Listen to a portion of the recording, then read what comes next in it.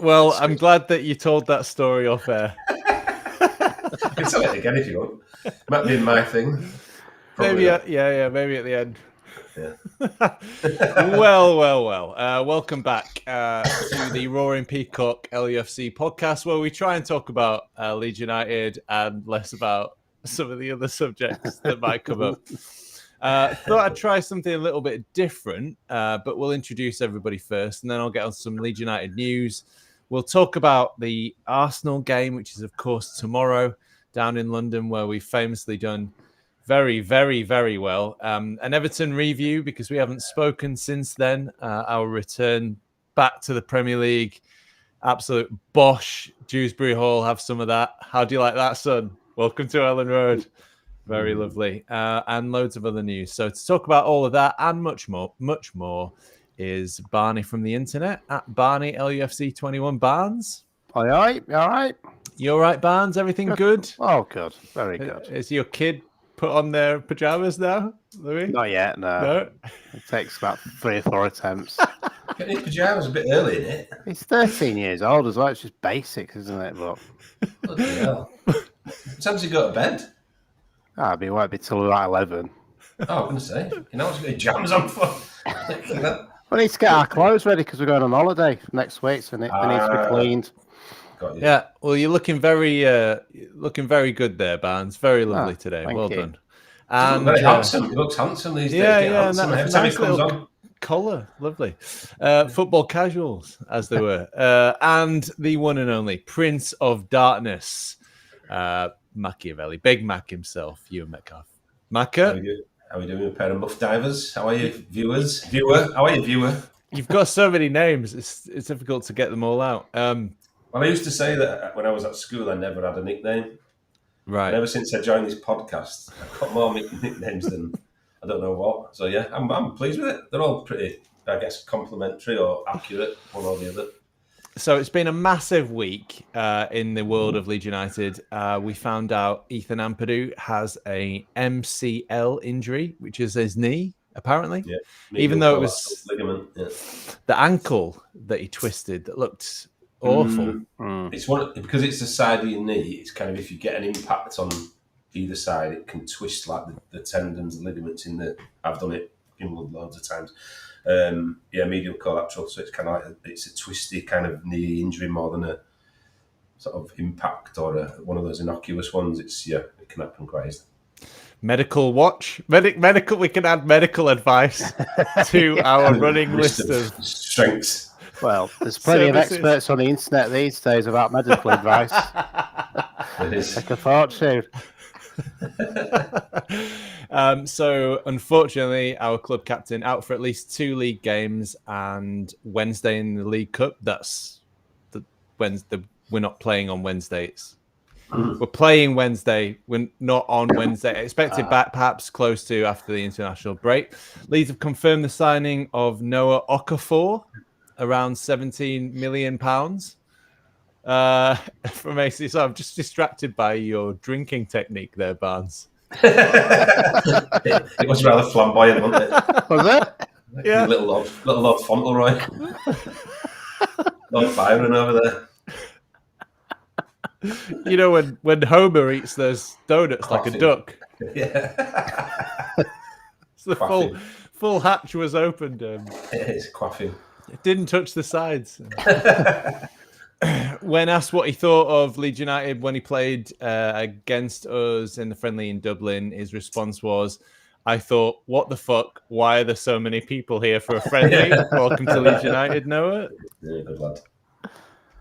Arsenal will be without Kai Havertz, Christian Norgard, our soon-to-be new signing Eberechi Eze. Could have written that nicer. Former championship winner at Leeds, Ben White, is also a doubt.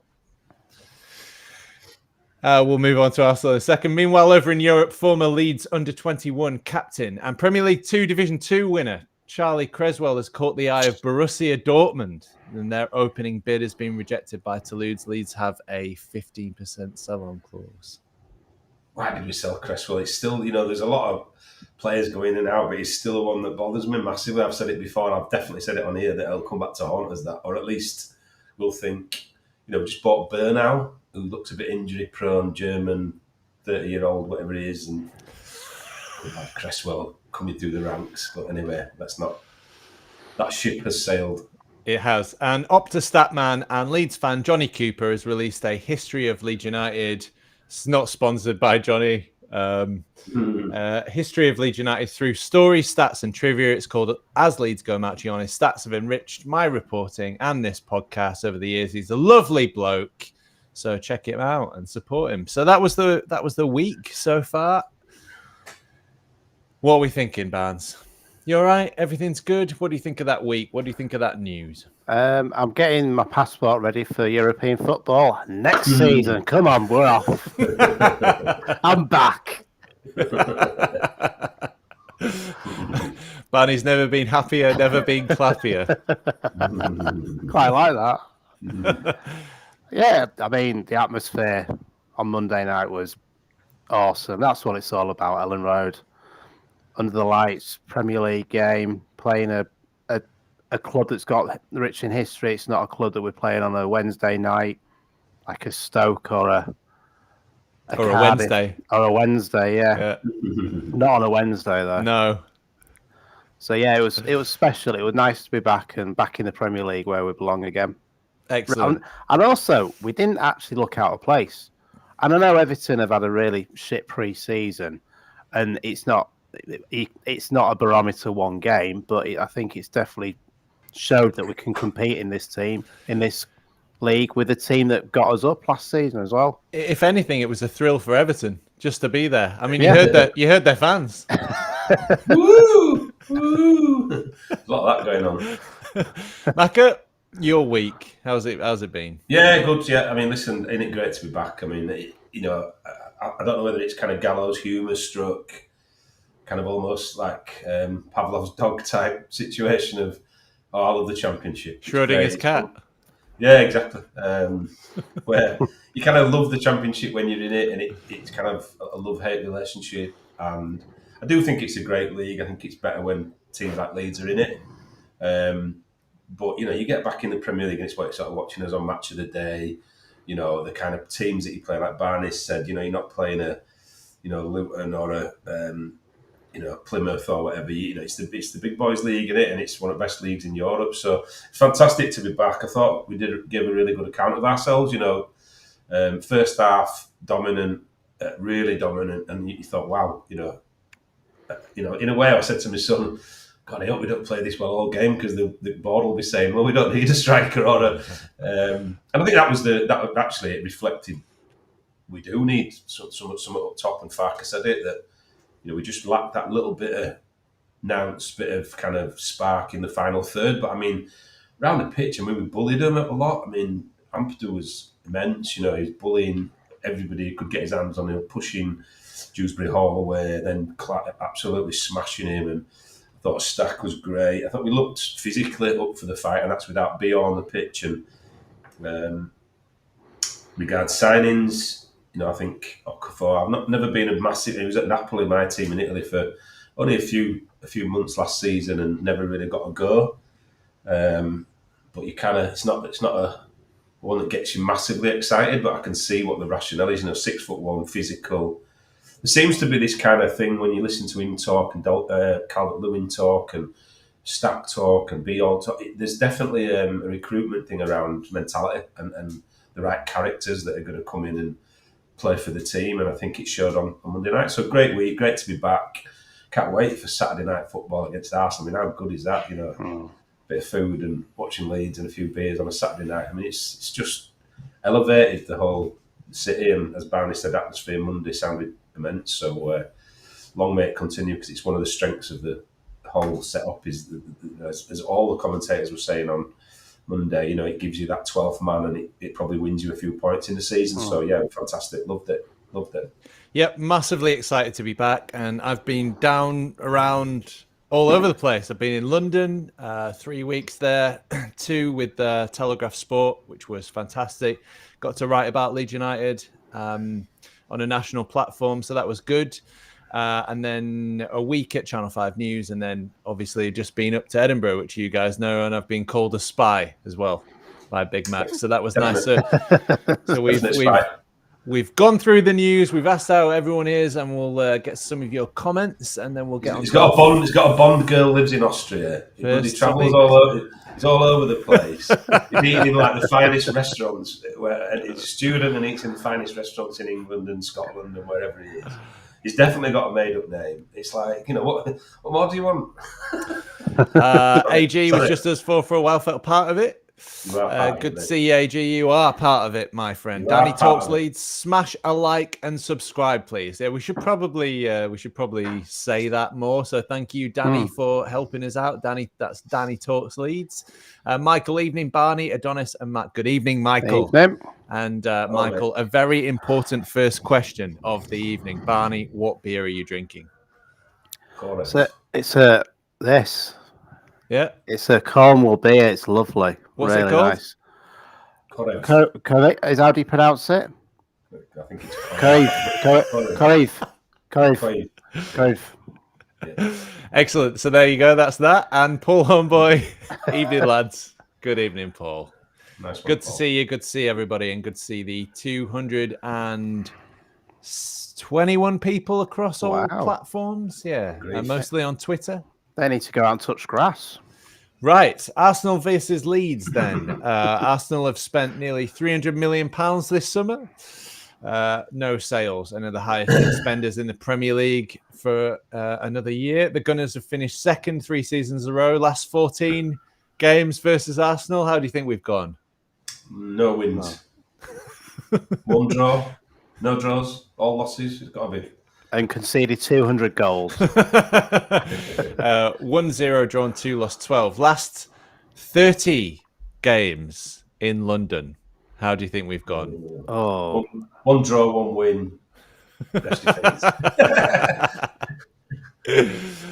Well, let's think about it. We had the Fulham win. Oh, is that in the last... How many years are we going back now? Sorry. Well, it's 30 games. 30 last games. 30 games in London away. That'll be what, 4 years-ish? More, 4 years.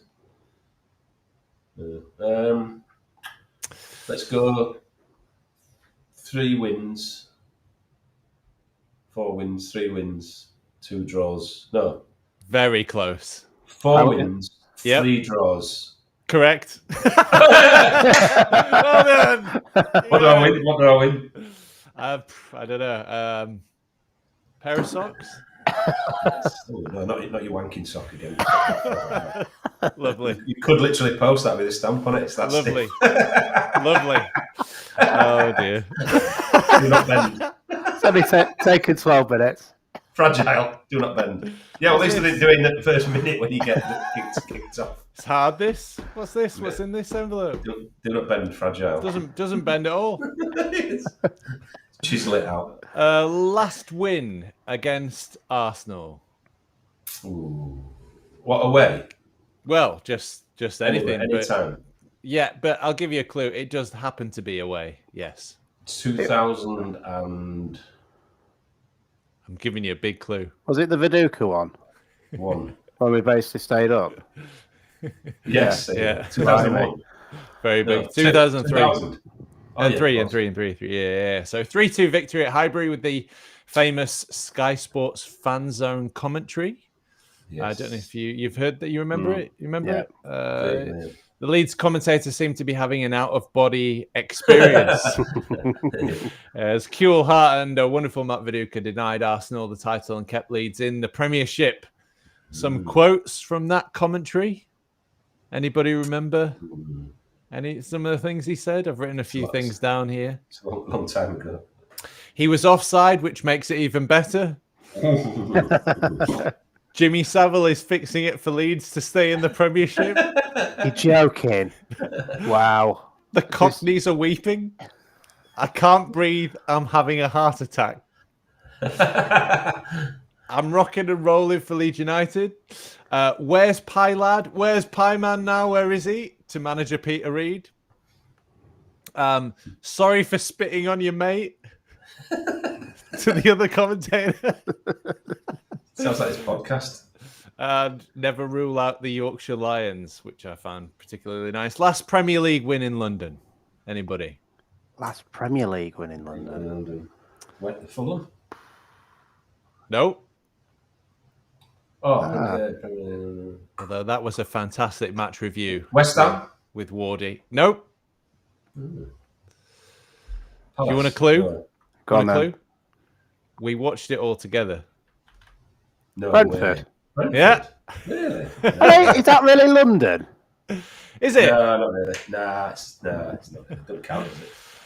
Jack Harrison, 94th minute winner, and a penalty, I believe it was, from Rafinha. Soon potential Ballon d'Or winner. Kept Leeds in the Premier League on the last day of the season. And Jesse Marsh kept Jesse Marsh in a job as well.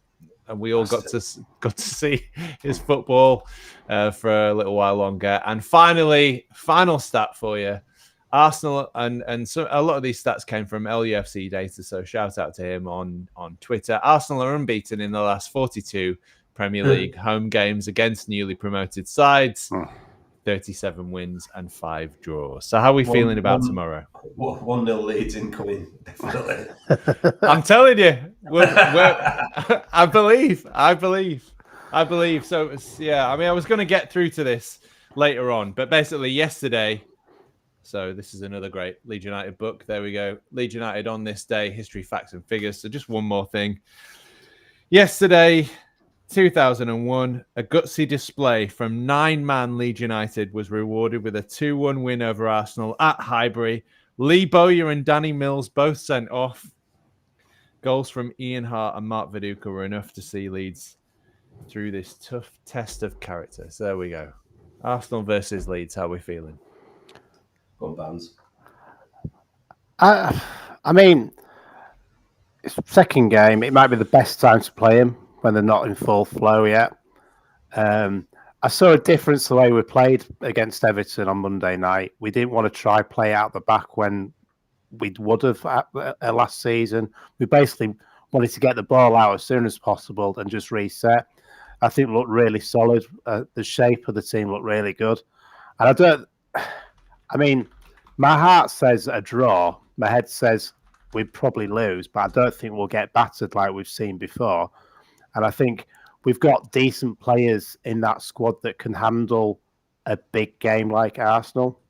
I think there's players that look really, really solid already. Goodmanson on Monday night was on the side where I am in the COP, and his all-round positioning play was really good. Yeah, didn't quite go forward enough for me, but obviously it's only the first game, but he looked really solid.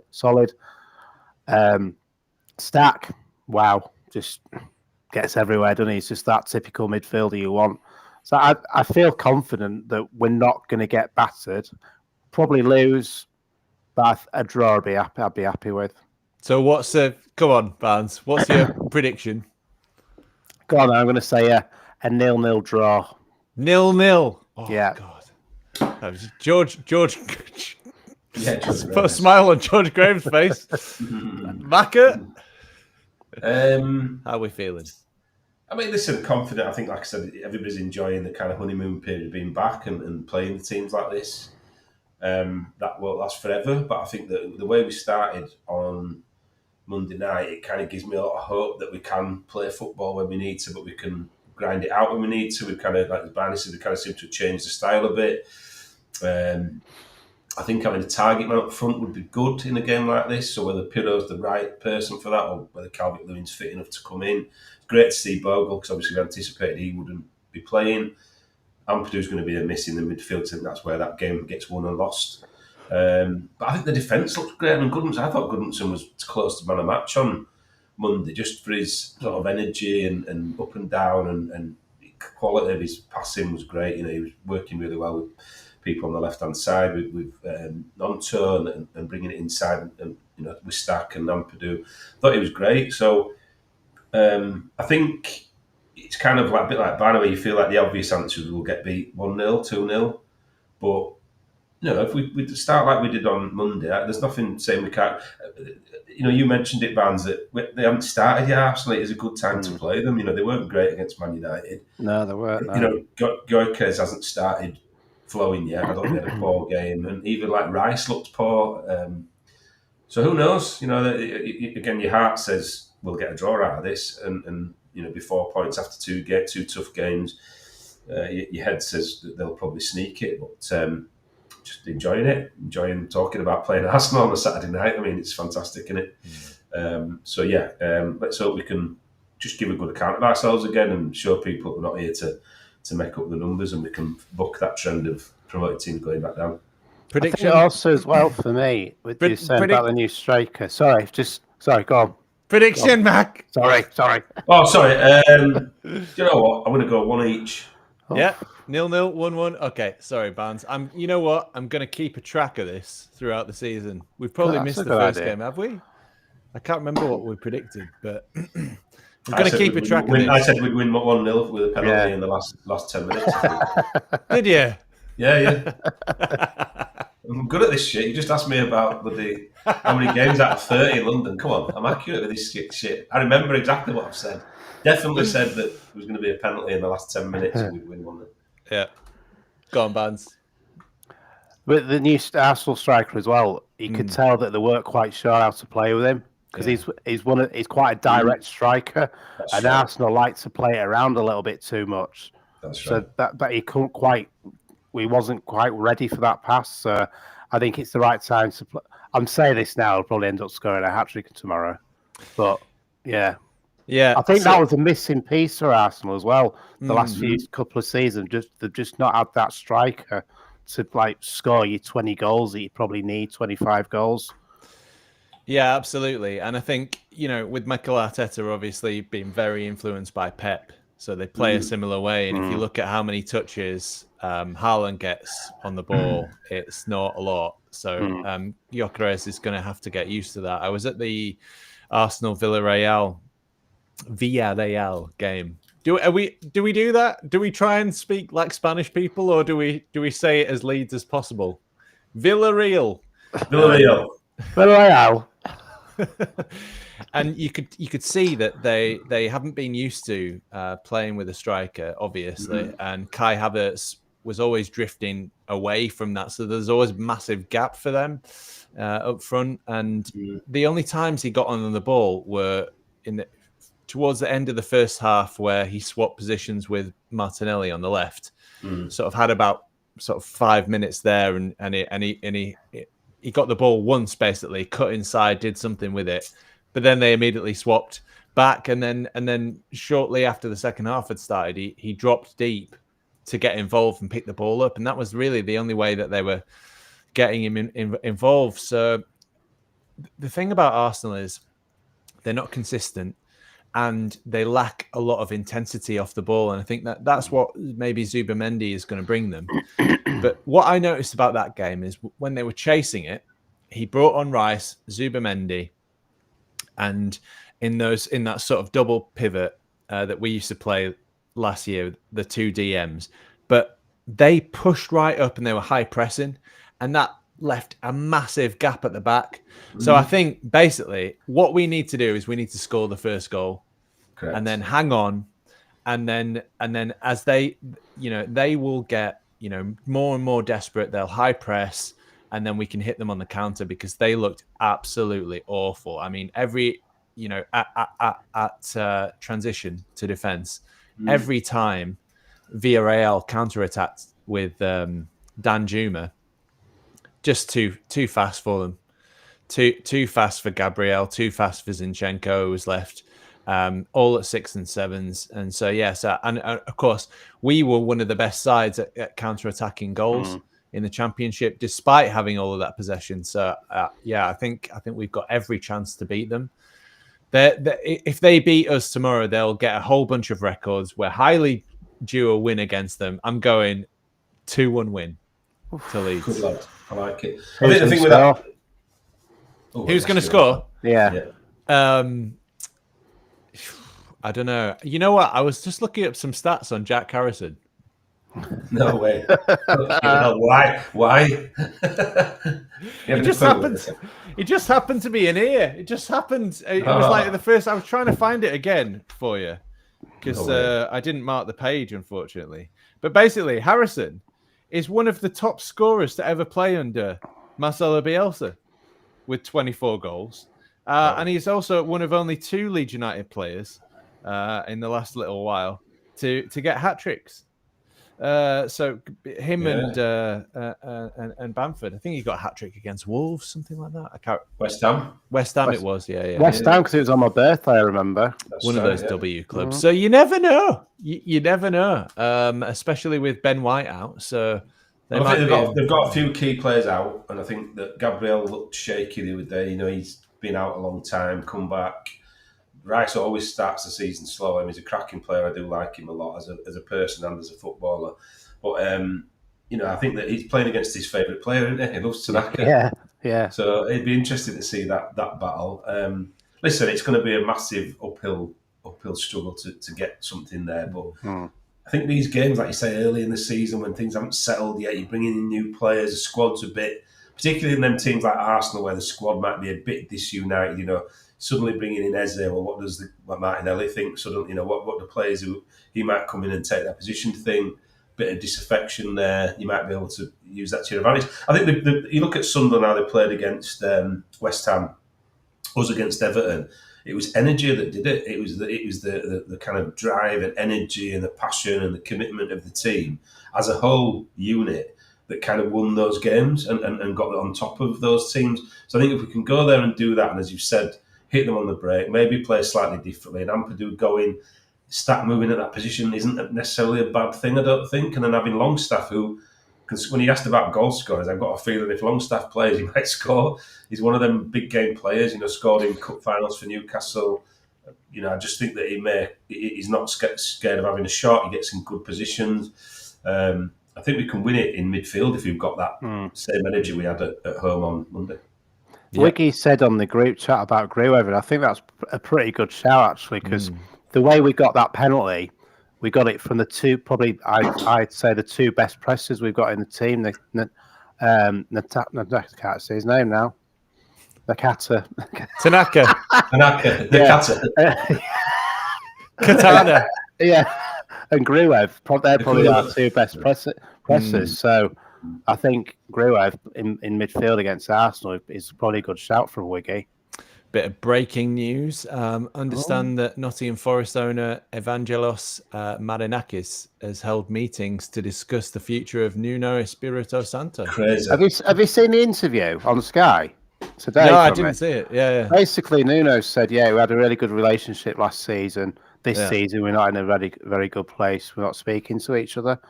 Oh, wow. I mean, why would he say that publicly? Fair enough. Yeah. Maybe he's just had enough. He's just had enough of his shit. Yeah. Alistair Walker, great to see Ali. I'd take this is 8-Ball Ali on YouTube as well. So he's been a long time viewer of ours. Good to see comments coming in from X as well. I'd take a draw, but if we lose 2-0, I'll be content. That's the spirit, Ali. Well, yeah. I mean, look how much they've spent just in the summer. Paul Hornboy. Yeah, go on, Bands. He's doing it all wrong, though. If he's going to be happy on Twitter, he needs to be like really scream and be angry that we've lost. That's true. Yeah. And that's a great point, Barnes. This is far too logical for Twitter. Need to get your flags out and shout at everyone. Stop the boats. Yeah. If we lose 2-0, stop the boats. Stop the goals. Yeah, stop the goals. Just yelling that to Lucas. Paul Hornboy, my local in Whitstable is pretty much Arsenal. Just a hint of anxiety. Get there early with pints in or stay sober and on my guard in the face of overly arrogant / entitled fishermen. Well, get the pints in. There's lots to unpack there. Whitstable, yeah. Fisherman. I'll be out of a job soon anyway, don't worry about it. That's an extraordinary life you've got there, Paul. It's amazing. It's like the start of a novel or something, isn't it? Wuthering Heights. Withering shites. Well, normally I'd say get the pints in. Get the pints in. Mate. Yeah, drink responsibly. I'd say. That looks quite nice, Whitstable. Yeah, Whitstable. Is it Ken? No. You've gone very blurry. Yeah, Macca. Just a light, mate. It's got a nice beach to it as well. There we go. Nice. Lovely. So 0-0, 1-1, and 2-1. So, yeah, if anybody else wants to put their score predictions, we can go for it. Now, moving on. Obviously, Leeds United back in the Premier League at Ellen Road, under the lights. Magical noise in the Peacock before the game. Sky Sports were there with their cameras. The punters were suggesting that they take their cameras and leave back home. Wedged between their arsehole cheeks. As it were. Yeah. Very vocally, which was nice. I saw that. Very good form, the Peacock. And then sort of getting into the ground, very, very sort of loud, boisterous atmosphere that sort of stunned the away fans and the Everton players. I think they didn't know what an atmosphere was.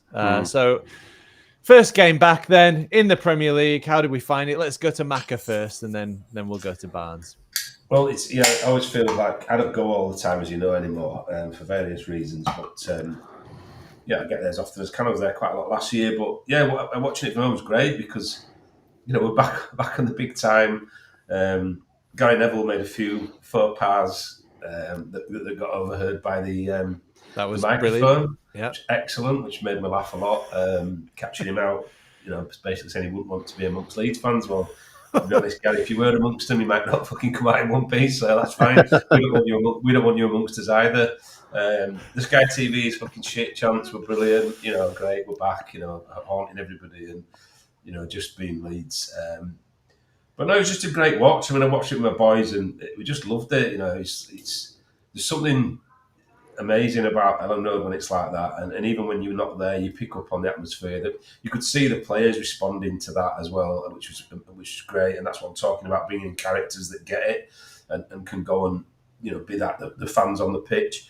And to get a goal so late when you kind of felt like it's probably going to be one goal that'll settle it at a time when I think they were probably a little bit on top the first half. There was no contest.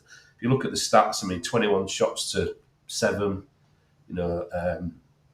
All the stats say we battered them, and I think to be fair to Moyes and others, the Sky team, pretty gracious really in regards. What a great comeback, what a great show from Leeds to come back and do that and be so dominant in the first half, and to get that win, get that first 3 points. If you look at like how the season's going to pan out, and you look at games that we should win, must win almost, that's one of them. That's probably a game at home. You think, well, we need to take some points there to have a chance of staying up. So we did everything that we were supposed to do. And I think Metcalf getting a goal, let's be honest, he looked fucking terrible. He kind of came on, he was running the wrong way when the ball was going away, he was running the other, it hit his shins a couple of times. I thought, oh my God. Because he's looked amazing in pre-season. I thought he's looked brilliant. Not goal threat, but, holding the ball, effort, good touch, clever. He looked terrible. I thought, oh my God. And to put that penalty, it was such a good penalty as well. I think will give him a lot of confidence, and I think it gives the whole team confidence. So yeah, brilliant to be back. Can't wait to get down to Ellen Road and witness a game firsthand, which I'm sure won't be long. But just great to watch it with my boys. Be back in the Prem, they're buzzing, and fantastic evening for all. Left with a sort of you kind of get up on Tuesday morning with even more of a spring in your step than when you beat Plymouth on a fucking Wednesday night or Oxford on a Sunday afternoon or whatever. It's brilliant. Loved it. Just before we go to Barnes, just say hi to Derek Moore. Evening, gents. Yes, Derek's been. I'll always remember Derek really because some of the funniest moments we've had, Derek's kind of got involved. So I can't remember the last time when we all broke down laughing, but Derek kind of chipped in, didn't he? And it's etched on my mind and my heart that. He always seems to turn up at these moments, like when he turned up and he was too late when we were having the Vaseline leather chat, and another time where we were giggling like fucking Jet. Derek just turned up, "Hi Derek, you all right?" Looking all crying. So yeah, love Derek, love you mate. Brilliant. Barnes, Everton, Leeds United 1, Everton 0. We just had a bit of a swagger about ourselves. The team did, and also. The fans did as well. It was like, we're back in the Premier League. And I think also as well, it felt like properly back in the Premier League, because the first time round we didn't never really experience being back in the Premier League because of COVID. So I think this is a time where we could actually properly celebrate, and the atmosphere you could feel it straight away when you walked into the ground, and that it's like the old times when, and everyone says there's great atmospheres, and there's times when the atmosphere feels a bit flat, and I think people said it was because of the football, but I think it's also last season. But I think it's also because you're playing these teams again in the Championship. You just think, how many times are we going to play these teams? You just think we just need to play some decent clubs where, and people think Leeds fans might be entitled because we think we should be in the Premier League, but we are a massive club, and people need to understand that we are a massive club and we deserve to be in the Premier League. So the atmosphere for me was just, it was special, really. It was like when you used to go back in the Premier League years ago, and it was like it wasn't forced, and it felt like that sort of stadium where everyone talks about Ellen Road being a bit feisty, a bit of a bear's pit sometimes. It did feel like that, and the players absolutely loved it as well. The new players, I mean, saw Perry, like as soon as he saw the crowd start cheering, he was like, "Come on, I want more." So even the players were feeding off it as well. And I think that's start of a good start for me, where the new players have come in, and you've seen players before that have come in and like experienced the Premier League atmosphere and they've crumbled, but those players sort of fed on it a little bit, which is a really good sign for me. Absolutely. Look physically up for the fight as well. I think that kind of, we've said it for many years. I've said it a lot. When you go into a team, any team at any level, you want to see people who are prepared to put their foot in and use a little bit of the dark arts, but also physically dominate. And I think in that first 20, 25 minutes, we used to call it winning your battles. Win the fight in the first 20, 25, then play football. Leeds almost did both. They did play some good one-touch triangles, lovely football. But when it came to let's have a bit of a row here, and again, Everton are typically a team that you kind of associate with being quite physical and not backing down. I thought bar Tarkowski, we battered them all over the pitch. I mean, Ampadu was bullying Dewsbury-Hall, Stack battered people all over the pitch, got a few knocks here and there, but there was that mentality of like everybody's in it together and we're ready to fight and for the shirt, and I think that's going to be huge this year, and I think it showed on Monday. Hopefully we can keep that consistency of turning up like that every week. It always used to be the way. I mean, you watch interviews with the guys from the Revy team, and they were always like the first 5-10 minutes, absolutely batter them, hammer them, win the psychological war. Let them know that they're in a game, that they're not gonna win today. They're only gonna experience 90 minutes of pain, and they're going to be wanting the game to end and the referee to blow the whistle as quickly as possible. And that's what we did. We absolutely battered them physically into them from the first minute. But we did it in such a way that was, we went for the ball, but we got the ball and then we left a bit on them. And what I also enjoyed, I really loved the referee's performance. I thought he did very, very well. And I also think that, Gary Neville and Jamie Carragher as well, like, fair play to them, because it could have, we've seen time and again, or at least it's felt like it, a bias against us over the years. But they both came out and said, that was definitely a penalty. And to me it was like, it was clear he moved his body, including his arm, towards the ball, and he blocked a shot with his arm. He's clever. He's one of them players you watch and you think he's constantly doing things that are like, almost, he's clever with it, and I think he was clever with that, which is why it leaves a debate, because what he did was fell and just, yes, he didn't move his arm out much, but he hit his arm and he fell into it with his arm. So it's like he knew what he was doing. He knew exactly what he was doing. He knew. Telling he's clever. I've watched him for years. We've watched him against Leeds where he gets away with stuff and you think, good on the ref. It was the linesman that gave it, which I thought was odd because he was at the worst angle to give it. And I'm in the cop and I saw it and you could see him. It was literally diving like that, and everyone in the cop straight away. It wasn't just being biased because we're Leeds fans. We could see straight away what he was trying to do. Yeah, there was no debate in it whatsoever. Yeah, he tried it on. He tried it on, and he got called out for it, and I loved it. It was brilliant, and we never get stuff like that, and we got it, and we deserved it. That first half, 63% possession to 37. We ran more than them.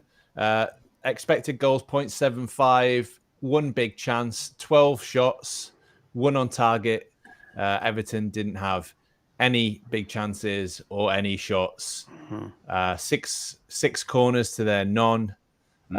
We just absolutely bossed them all over the pitch in all different ways. It was just fantastic. And second half, a little bit different. Like you said, Everton came back, 55% possession for them, but we still ran more than them. 57 kilometres to their 53.5. We wanted it more, and we deserved it. Yeah. I don't think that's in debate. Everybody said that Leeds deserved the win, and I think that's great. That's what you need to do all season, is go out there and work harder than everybody else. Hard work beats talent when talent don't work hard, and that's the mentality we need to go to. Is just be better than everybody else in regards energy and physicality, and the work rate that you've got is going to get us so far. And you look at last season, we look at it now reflectively, and we kind of outworked. So even though we were the better football team in 90% of the game, we did outwork a lot of teams as well. So we've got that kind of coming into this season, that we're not a team that sit back on our laurels and expect to just outpass or outplay people. We graft. You look at players like Dan James, who performed really well, scored a lot of goals. They worked hard. The foundation was graft, and I think that's something we've got to build upon. Yeah, and if Carl Darlow had come in sooner, we'd have broken way more records than we did. Why can't we sell anybody? How we not be able to shift bloody Melier, Bamford? There's so many people that we can't seem to sell anybody, can we? But we sold Charlie Creswell. We could get rid of him. Derek Moore, the good old days. And he says, absolute gens, a lot of you. Thank you, Derek. And so are you. Dirty Leeds are back. Big Bastards FC. And finally, the recruitment team listened to us and bought some big, horrible bastards and a new goalkeeper. So we just need and a new left back. And so we just need a number 10 now. I think that's all. That was all we asked for. And 10 and a 9 still, if Calvert-Lewin can stay fit, probably going to come on to that, so I won't jump out too much. Yeah, so alluding to what we were talking about before then, I can't remember if it was Barnes who said it, but basically new signings can wilt under the heat, the white-hot heat of Ellen Road, but they didn't. They all rose to the challenge. I thought Goodmanson was fantastic, but I thought Anton Stack I think I'm in love. I'm in love. I'm in love with a tall, muscular, large German man. Not for the first time. No. It's easy to criticize, but when you're in the moment, something just comes all over you. Really? Barney. New signings. Wow. Can't unsee that, can you? There was no intention of any ill will there. I mean, the signings of what we've been crying out for years, where it's a decent age, mid-20s. They've had experience in some of the top leagues in Europe. Some of them are international players. Also, we've recruited for not just the first team, but for depth. So we've got players on the bench that could come on and do something for us. I mean, the fact that Ampadu's out injured, say that in a couple, if that was under an auto regime, we'd be thinking, bloody hell, we've got like an 18-year-old coming on to replace him. Jamie Shackleton. Yeah. So we've got players we've got Longstaff, probably the best signing for me that we've made this summer. Also, Calvert-Lewin, for me, is a really, really, really good sign. If he keeps fit, that is exactly the sort of player you want in a promoted team. He's got experience. He can bully defenders. And also, how many times have we asked over the years for experience in the spine of your team? We've got experience in the goalkeeper position now, we've got experience in the defence, midfield, and now experience in the striker position, where we've probably done a little bit in bits, but we've actually invested heavily in the spine of the team, which is really, really good, because the flanks of the team we had in the Championship were good. We just needed that spine of the team ready for the Premier League, and I think we've built a really good squad here. Yep. Yes, I agree. And having seen Bijol in how do you pronounce it? I think it's Bijol. Bio, like BO, like BO. Yeah, like BO. Right. You could have picked a different. Won't say that to his face if you can eat it. Poor old Yacker, eh? Hear what they're saying about you. No, nobody listens. Derek listens. Look at him. He's laughing away here. Excellent, Derek. Yes, signings, amazing. Macca. Yeah, I think, listen, focusing on the structure of the team and that kind of stubbornness and buying people at the right experience, age, physicality, I think it's massive, and it showed on Monday, and I think it'll show throughout the course of the season, hopefully. I think, it's very easy to be critical, and I have been. I think the balance isn't right. They've kind of gone for that kind of structure of the spine, which is really important. If you don't concede many goals, you've got a chance of winning games, which is where we're at. So I think it's probably the right thing to do. I do think they should have probably pushed the boat out and spent a bit of money on a 9 and potentially on a 10 and have that kind of spine running right up to the top of the pitch. So I'm a bit disappointed with that, but that may or may not come. Hopefully they'll get some people in. I still think we're due at least another 2, possibly 3 players just to liven that front line up a little bit. I think when Harrison's getting a game, I think he's exactly the kind of player Farkle like, to be fair. Runs a lot, works a lot. You could argue James is much better, and there's Aronson's similar sort of player. When he's not, quality's lacking a bit, but actually he's going to run all day for you, and he's going to be up and down that line, and he showed it on Monday. So I think that not just signings, but people who've come back into the fold. He's got a lot of experience. He's probably one of the most Premier League experienced players in the team. So he may stay and may get minutes and what have you. But I think that the overall thing about signings is that we've lacked that kind of marquee signing, that flair, the one that gets you excited. Okafor, yet to be proven. Calvert-Lewin, I think if he stays fit, absolutely brilliant signing regards experience. And, we need a presence up top. When you're playing the kind of level that we're playing in the Premier League, you need someone who's going to not let centre-halves have it easy. You're going to bully, you're going to be physical, you're going to keep them on their toes. I mean, I kind of remember Calvert-Lewin. I don't know if my memory serves me right here, because I'm pretty sure when we came back after COVID and we played that next season in the Premier League and everybody was back, wasn't the first game of the season Everton at home? Yeah, it was, yeah. Under Rafa, wasn't it, as well, yeah. 2-2. Yeah.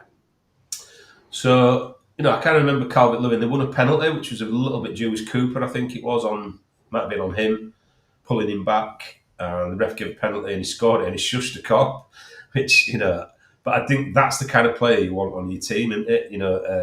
So I think if we can keep him fit, what a great sign. It's the if, isn't it? It's that great if. And we just seem to, it's like Ampadu, we always seem to struggle a bit with injuries, and picking up a lot of like little niggly injuries that keep people out. Genuinely hope it goes well for him. Hope it goes well for Okafor. I think if he's fit, and again, I remember the days when he had 2 weeks off with a toothache at AC Milan. So I think there's some worries, and it sort of feels like we've gone down the kind of wish list to top people that are kind of 3rd or 4th on the list. But listen, I wish them all the best, and I just feel like we probably need a couple more in. But what the business they've done so far and early, focusing on people in that spine who can add the physicality, be a threat at set pieces, keep clean sheets, I think it's great. Keeper was massive, big horrible centre half, big horrible midfielder. People like Longstaff with a lot of experience. I think great. Really good. You can't complain. I mean, you look at how static the market's been. You look at how other clubs, have kind of not been able to bring the players in necessarily that they want. I think in a really static market with, not a lot going on, I think getting a Muniz or somebody up front is a dream, but obviously clearly not going to happen now. Yeah, I think there's still a bit to do, but overall pretty satisfied. How long's left in the window? Is it 2 like weeks? a week, I think. Yeah, A week, Oh, it's only yeah. a week. yeah. You kind of look at it and think, are we going to bring anybody else in? I mean, I'd love to have gone and got who's the lad who played for Fulham, who was an absolute handful, scores goals for Fulham as well. Harry Wills from Liverpool. No, the guy Mitrovic. Mitrovic, yeah. I'd love to see Mick at Leeds. He'd be superb, be a fan's favourite. Yeah. Horrible bastard. Scores goals, keeps people occupied up there. Yeah. Holds the ball, wins your free kicks. You know, there's players that you look at, and I don't know whether it's doable or viable or even realistic to think about that. But clearly, he's made a lot of money out in Al Hilal and out in Saudi. So, you know, does he need a massive load of money? They want rid of him. They want to pay him off almost to get rid of him. I think there's deals to be done. There's one player I'd love is Sterling. Would you? Yeah. It's funny because I made a list of players that I would like when we were kind of almost certain of going up. And so I didn't know how realistic it would be at that point. And I had him on the list because I thought you want that experience. So it was like him. I like Diblin at Southampton. Delap clearly at Ipswich, and gone to Chelsea. But how much would he play at Chelsea? I had a list, but he was on it. Yeah, Sterling was on it. Because they want to get rid of him as well, don't they, Chelsea? So the list of top goal scorers since 2015 in the Premier League. Can you guess who is on that list? Who's top? Oh, since when? 2015. So 2015 to 2025. So last 10 years. Premier League goal scorers. Yeah, Premier League goal scorers. Salah. So Salah's second. Sterling will be on there, won't he? 9th. That's why I'm saying it. That's why I'm saying it. You've picked it. Sterling. Yeah, of course. But yeah, it's like Kane, Salah, I think Sonny, maybe somebody else, and then Sterling's fifth. Okay. Aguero, maybe. Yeah. So Sterling's fifth. So yeah, I mean, talk about massive experience, but yeah, when you're playing on those wide areas for Pep Guardiola, then you are going to get a lot of goals. So the teams he's played for as well, Liverpool. Yeah, good, very, very good Liverpool side, very good Man City team. Yeah, he's gone off it a bit the last few years, but I mean, I think I just think what a brilliant transfer window we've had. What a massive window we've had. Just look at Lucas Perry, and I feel so safe. I look at Jakob Biol, and I think, wow, we've got depth now at centre back. I look at Anton Stack. I cannot believe he's our player. I can't believe how good he is. He is good. He's the player we missed coming up last time. Yeah, they're all the players we missed. Well, yeah. We maybe learned the lesson, or they've learned the lesson. Last time we had Cooper, we had Meslier, and who did we have in midfield? Tyler Adams, Tyler Weston Roberts. McKennie. Fucking Tyler Roberts. Fuck's sake. So you talk about an improvement, and you talk about like where we are now compared to where we were, and I think where they've spent the money, they just had to spend the money there. And you've seen how much we've had to pay for Okafor and what he's been like the recent seasons. I mean, he's never really, been on the radar of big clubs. I know he went to AC Milan, but I mean, he's never been a starter, even when he has played. Even for Salzburg, he wasn't a starter. So yeah, bit of a risk, but we've taken risks in the positions where do you reckon it's a risk? Risks. Okafor. I don't know much about him whatsoever. Well, you can ask Macca about him. Macca follows Napoli, watches Napoli religiously. I watch a lot of Italian football, and to say that he was like invisible, for both faces, and he was brought on loan by Napoli. Now, I know why Napoli did that, because there was a few injury worries out wide, and he can play in a few positions. And Lukaku was always kind of he's done it now, but he's at the brink of being injured constantly because he's heavy, great. I love him, but he's a big lad and he gets a few knocks here and there. So I kind of saw why Okafor was brought in, but he never got a look in. And I think you look at Napoli, they won the league, so they had some good players in the positions he would have looked to get in, but there was quite a few injuries out wide. Politano, others got injured throughout the course of the season. And I look at people like Neres, and I think there's definitely there's better players around there.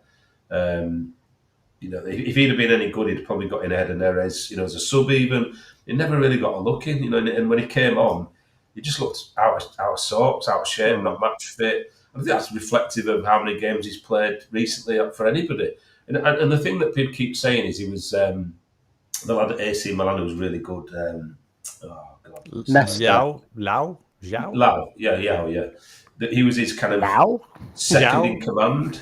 Yeah, he was kind of his understudy or his the second.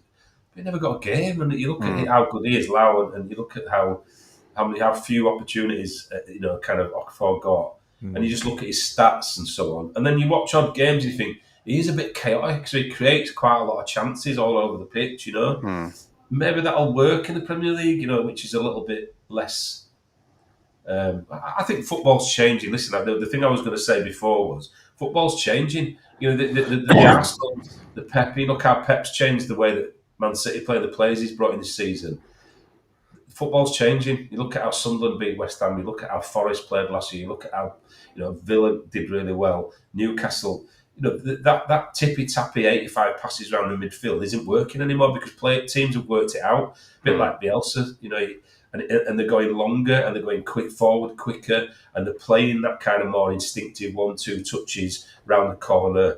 It's a different game. It's definitely changing for the better, in my opinion, because I think watching Man City, watching Arsenal, watching people pass the ball around 65 times around the back four, it's fucking boring. As a fan, but also in the ground, I think it's why the atmospheres die because it's a possession-based game. I do think the game's changing and it'll be interesting to see how that transition works for teams like Leeds, who I think can do that, can play quicker, can get it up top quicker and play at that kind of breakneck speed. So I think that the things have changed. So, on the Okafor thing, Dominic Calvert-Lewin thing, I think they're both risks, and that's why I think we've gone 3 or 4 down the order of what we would have wanted in those positions. We've almost gone, well, let's risk it. You look at Okafor, we bought Rafinha for that money. Yeah. Look what he turned out to do. What he turned out to be. But I think Rafinha was tearing it up, playing every week for in a farmers league. Fair enough. Italian league's much harder, so let's give the kid a chance. And his mentality is definitely right. You hear the way he speaks. Clearly, he's bought into the project. Daniel Farker. The way he was obviously impressed by the following that Leeds get. I think he's always had a little bit of a kind of not like a burden wherever he's gone. AC Milan, a lot of pressure on him. Let's see how he flourishes. But I think there's a few risks going on up there up top for sure. And I'd just love to bring in a couple more that were a bit less of a risk. If we're talking transfers, but again, I've not seen enough of him. At Napoli, he did very little. When he came on, he looked out of sorts. But who knows? He's a little bit of a risk, but let's keep our fingers crossed he stays fit and gets a run of form, and it'll make all the difference to where we end up this season. Absolutely. So all happy with the signings then. That's good. A bit more on the developing Nuno situation. Marinakis is fuming. He is absolutely fuming, and he's called an emergency board meeting planned for tonight. It's not certain that Nuno will be in charge of Forest this weekend for great the manager. game on Sunday. That's a real shame, because if that had happened to middle of the season, where we probably could be struggling, Farker probably needs to go. He would have been a right choice for me. We've been here before that. If you remember when Jesse Marsh got sacked and Allardyce and all that was flat. If you remember when we brought Gracia in, I said we should get him. I said we should have gone and got Nuno, sorry, yeah. I thought he would have been a great manager for Leeds, and I think he's a good manager. It was the kind of Tottenham, it kind of blotted his copybook a little bit. Yeah. If you look at the teams he's worked with, Wolves, Forest, teams that are kind of not typically pushing for that top 6, 7, he's done amazing work. So when we took Gracia on, I wanted us to go get Nuno Santos. So I think, I love Fark. I think he's a great bloke, and I think he's good. He showed on Monday people have questioned his ability to step up. He's definitely done that, and he's changed. He's not been stubborn enough to say, I'm going to stick to the same like Southampton did, like Bielsa did. He's not stuck to that. We're going to pass it out and we're going to play the same. He has changed the way the team play, and he's brought in players capable of doing it. So I think, he's got. I hope he does well, Farker. But yeah, if not, then go get the Spirits of Santos winning. I mean, that's a crazy, crazy thing, because that all stems, in my opinion, it's ego. Yeah. From the argument they had last year, when I can't remember what happened even, but he came on the pitch. It was it was about a player was getting injured and they didn't make enough about substitutions, and he comes on, and then it was apparently talking about the welfare of the player. But as soon as the coach does that, I mean, there was rumours about it. That's how he was in Greece anyway, wasn't he, with his other club that he's got? So yeah. It's a sign of a slide of a team that's got a like you say, an owner that's got an ego. I love what they're doing. Didn't we? Yeah, we did. Yeah, I think that kind of throwing his weight about, and it's considerable with that Greek lad, So I just thought that looked really suspect, and questioning him in the middle of the pitch is the wrong thing to do. But clearly a lot of passion there, which you kind of like, but can be detracting from the whole project. I think that. Look at what Forest are doing. I'm a bit jealous. Players they're bringing in, McAtee. I love Douglas Luiz. So I think he'd have been a great signing for Leeds. McAtee, I know he's probably out of our league at the moment, but I kind of like what Forest are doing a little bit. I don't know if that Yates is going to get game time anymore at Forest. I like him, so I'd definitely be sniffing around Yates if I could, because I think he's a good leader and good sort of middle of the Premier League kind of player. So, yeah, I think. Hopefully it causes loads of eruptions and some of the players want to go. We can pick some of them up, because like some of their players. Get Chris Wood back. Right then, lads. It's that time of the week again. So what is your thing, Barnes? What's my thing? So I started a new job this week, and I use Copilot for the first time. Brilliant. Absolutely amazing. Yeah. Just typed something in, did a spreadsheet for me straight away. I was like, wow. But I just use it all the time now. It's the future. It's life-changing. Yeah. Absolute future. Copilot, bring up my children. Yeah. So, Barnes, you've started a new job, and you're currently doing even less than the last job. Honestly, I've actually worked really hard this week. I'm knackered. I'm absolutely knackered. I've actually had to sit at a desk for 8 hours. Like, when there's a new thing that's got into the English dictionary, isn't there, about someone using a mouse when they're working from home? Is it? There's a new. It's moving a mouse, and I can't remember what it's called now. So you sit there sometimes. It's like everyone's really busy. But what are you actually doing? But it just seems like people are just moving a mouse about all the time, not doing anything. Yeah. Brilliant. Or is it a word? It might not be in the dictionary. It's a word that people are starting to use now, like a slang word. Mousing. Mouse jiggler. That's the one. Mouse jiggler. So you can buy this device, right? That you plug your mouse into it, and it looks like you're moving your mouse. Yeah. So it fools your company, right, who are keeping track of what you're doing. Yeah. Because I knew someone that was, when it was all during COVID, he had to work from home. Wow. He used to put his mouse on the washer, washing machine. Oh, brilliant. And he built a new house while he was doing that. Oh, fantastic. Yeah. That is brilliant. Hardware mouse jiggler. There you go. So that's Barney's thing. Hardware mouse jiggler. Traveling sales when you used to ring your boss when you were in your flat and open the extraction fan on the oven and turn it on to make the phone call underneath the extraction fan like you're in your car. I remember them tricks. Yeah, we used to do all of them.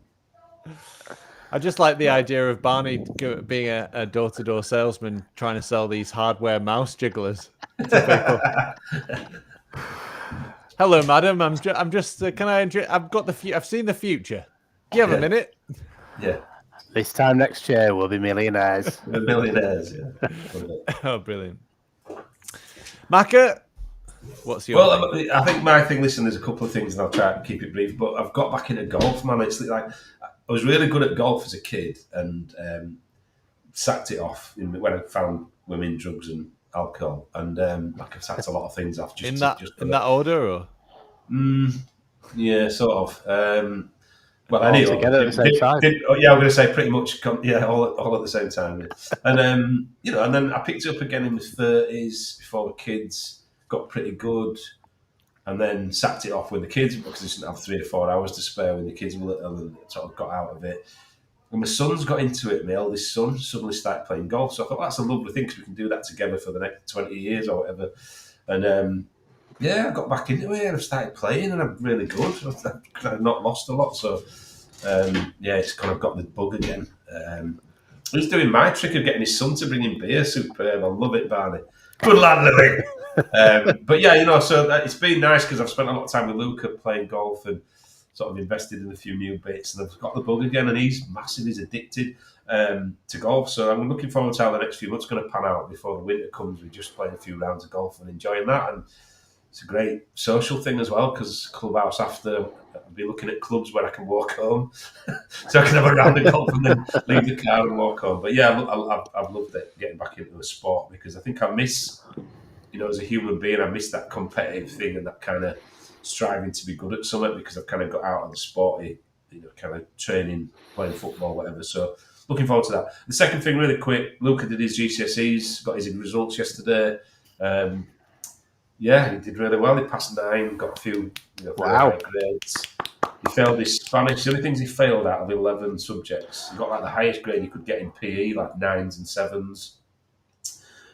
Sport, because that's his obsession. So he did really well at that. He got 6s and 5s in most other things, and then he failed Spanish and religious studies. So unless he wants to be a priest in Catalan, he'll be fine. Or unless he signs for Real Madrid, he might have to do a crash course in Spanish. But yeah, I'm really proud of my son for getting through that process and how he kind of dealt with it and the confidence he had in his own ability. And he's got on to being able to do the next level of what he wants to do in his life, which is obviously this football scholarship that he's being offered. So, and they played Barnsley last week, and he set 2 up, and they won 4-1. And they played Liverpool on Wednesday at Melwood, and he won the penalty. They lost 2-1. But he won the penalty that got on their goals. So his football's going well and he's thriving, and it's lovely to watch you kind of, as Barnes, that kind of development of your kind of kids, and the fact he's happy and confident and done well in his exams and got his scholarships. He knows what he's doing for the next 2 years and doing what he loves. Pursuing something he's passionate about. Great, good lad, brilliant, good to hear. The next generation, eh? Yeah, man. Fantastic. My thing is that I'm coming to the end of my degree now.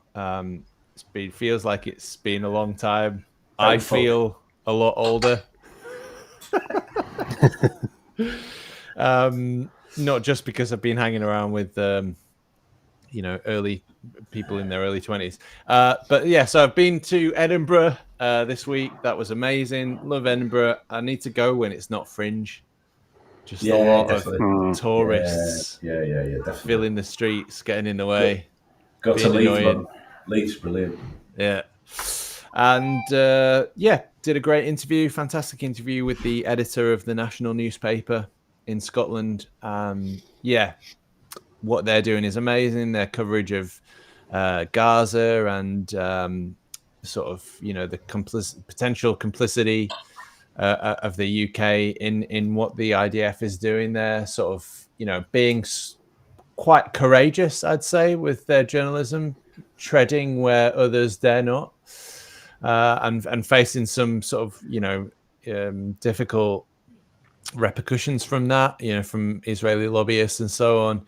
Fascinating interview, fascinating person, just a brilliant time in Edinburgh, and loved it, man. Absolutely loved it. Loved the Scottish people. Great, brilliant, lovely, friendly people. Everywhere we went, they were just, and I love haggis as well. So it's lovely. Yeah. Don't look up what it is, like the ingredients, how they make it. Just trust me, just eat it. It's fantastic. I've got a story about haggis. So I was in Scouts when I was a kid, and we went to Edinburgh for a week. Absolutely hated it. I was bullied all week. That's a brilliant story, Vance. I was told to go into a shop to ask for a long stand. Oh yeah, tartan paint. And then we're in a field, and the scoutmaster said, "Right, quickly, go around this bush. Let's see if we can find this haggis." Hell, where's this going? let's all find the meat. It's taking a turn. And he said, "Let's go find the haggis," and everyone was laughing at me because I thought haggis was an actual animal. Oh, Barney. So, and really, it was his semi-hard penis in your hand. Brilliant. Quick, touch the haggis. Come on, don't be scared about the hairs. It did actually live with his mum as well. Actually, it was a bit of a when you think about it now. Oh, remember when we used to pre-record and I could leave things like this at the end? I love it. I love being live. It's mint. Come and touch the haggis. Really, it's our little secret. I know. Don't tell your mum.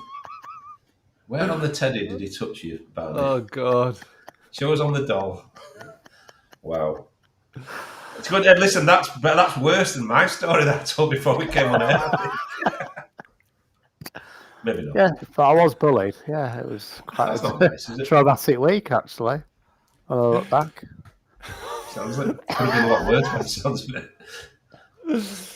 Oh God! You know it's going well when you getting bullied was the least offensive part of the little couple of minutes. And the fact that you're laughing about it, not saying, "I hope you're all right." It's not had any sort of triggers over the years. Yeah. This is the male way, Bads. Emotions? What emotions? Yeah.